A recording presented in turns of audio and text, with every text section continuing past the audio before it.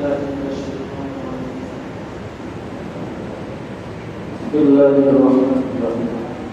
واعبد ربك حتى يأتيك اليقين. صدق الله العظيم. قال النبي صلى الله عليه وسلم عن عائشة رضي الله تعالى عنها سألت عائشة رسول الله صلى الله عليه وسلم عن عذاب القبر فقال نعم عذاب القبر حق. فما رأيت رسول الله صلى الله عليه وسلم بعد صلى صلاة إلا تعوذ بالله من عذاب القبر متفق عليه.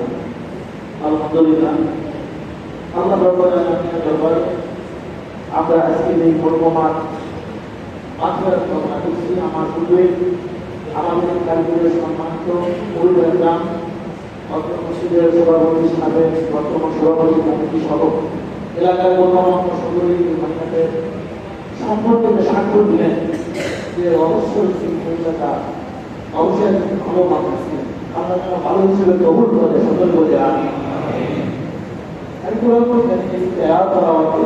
আল্লাহ বলতেছেন যে অবশ্যই তোমরা আমার গোলামি করো, ইবাদত করো, নিশ্চিত সংবাদ শোনা পূর্ব মুহূর্ত পর্যন্ত।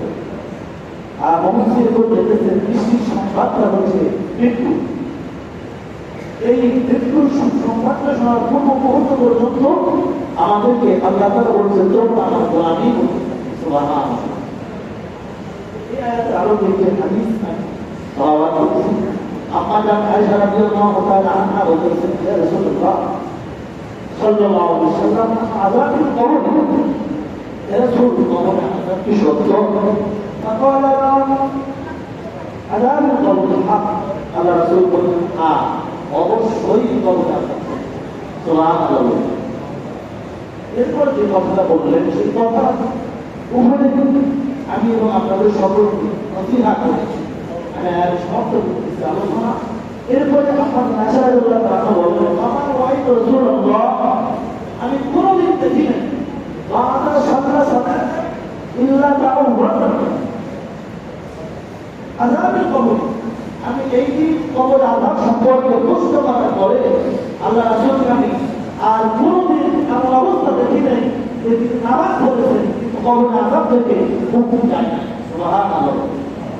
আল্লাহ রাসূল যে নামাজই পড়েছেন সেটা জানাজা নামাজ, ইসলাম হোক, আওয়ামী হোক, ফরজ হোক, সুন্নাত হোক, কবর হোক, আল্লাহ রাসূল প্রত্যেকটা নামাজের পরেই কবরের আযাব থেকে নিষ্কৃতি চেয়েছেন।